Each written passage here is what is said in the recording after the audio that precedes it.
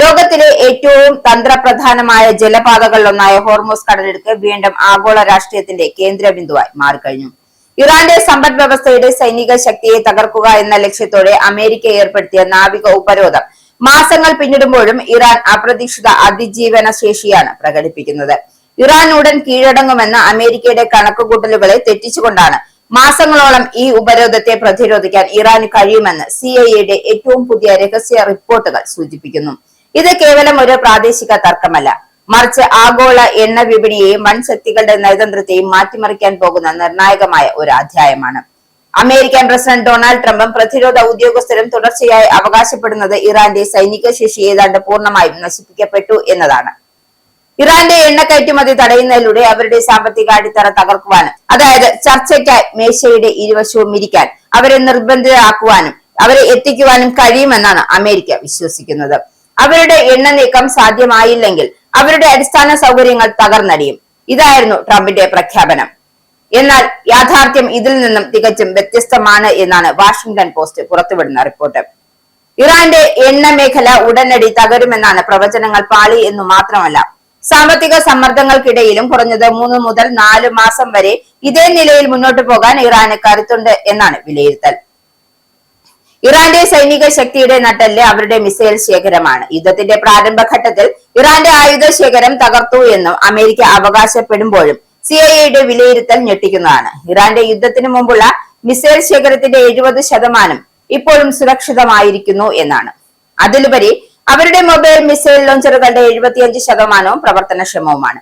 ഇറാന്റെ തന്ത്രപരമായ നീക്കങ്ങൾ ഏറ്റവും പ്രധാനപ്പെട്ടത് അവരുടെ ഭൂഗർഭ മിസൈൽ നഗരങ്ങളാണ്. മലനിരകൾക്കുള്ളിലും മണ്ണിനടിയിലും നിർമ്മിക്കപ്പെട്ട ഈ സംഭരണ കേന്ദ്രങ്ങളെ പൂർണ്ണമായി നശിപ്പിക്കാൻ ആധുനിക ബോംബുകൾക്ക് പോലും സാധിച്ചിട്ടില്ല.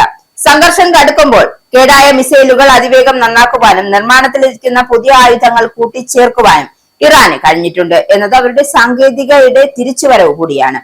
എന്തുകൊണ്ടാണ് ഹോർമൂസ് കടലിടുക്ക് ഇത്രയും പ്രാധാന്യം അർഹിക്കുന്നത് എന്ന് ചോദിച്ചാൽ, ലോകത്ത് ഉപയോഗിക്കുന്ന എണ്ണയുടെ 1/5 കടന്നു പോകുന്നത് ഈ ഇടുങ്ങിയ പാതയിലൂടെയാണ്.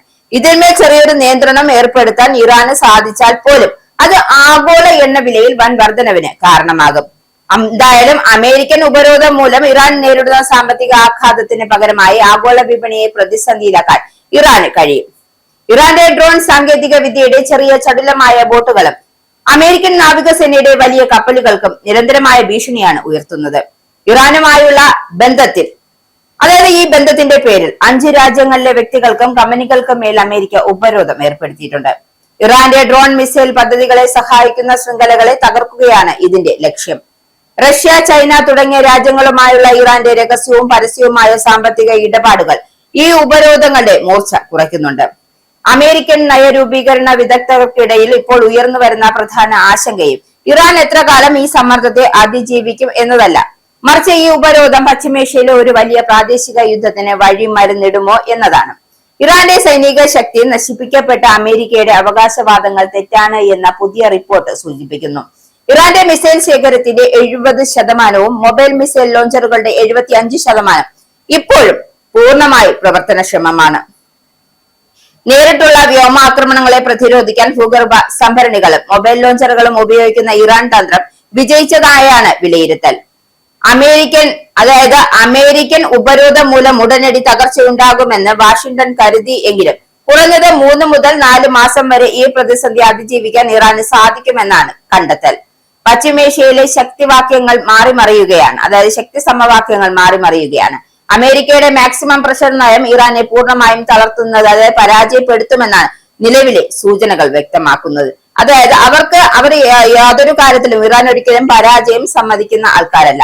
ഉപരോധങ്ങൾക്കിടയിലും അതിവേഗം വികസിക്കുന്ന ഇറാന്റെ മിസൈൽ ഡ്രോൺ ശേഷി അമേരിക്കയ്ക്ക് വലിയ തലവേദനയാണ് സൃഷ്ടിക്കുന്നത്. ഹോർമൂസ് കടലിടുക്കിലെ ഈ പ്രതിസന്ധി പരിഹരിക്കാൻ സൈനിക നടപടികൾക്ക് പകരം നയതന്ത്രപരമായ നീക്കങ്ങൾ ആവശ്യമാണ് എന്ന വാദത്തിന് CIAയുടെ ഈ പുതിയ വെളിപ്പെടുത്തൽ കരുത്തു പകരുന്നുണ്ട്. വരും മാസങ്ങൾ ഇറാന്റെ പ്രതിരോധ ശേഷിയുടെ അമേരിക്കൻ തന്ത്രങ്ങളുടെയും കടുത്ത പരീക്ഷണ കാലഘട്ടമായിരിക്കും കടന്നു വരാനുള്ളത്. എന്താവും കാര്യങ്ങളെന്ന് നമുക്ക് കാത്തിരുന്ന് തന്നെ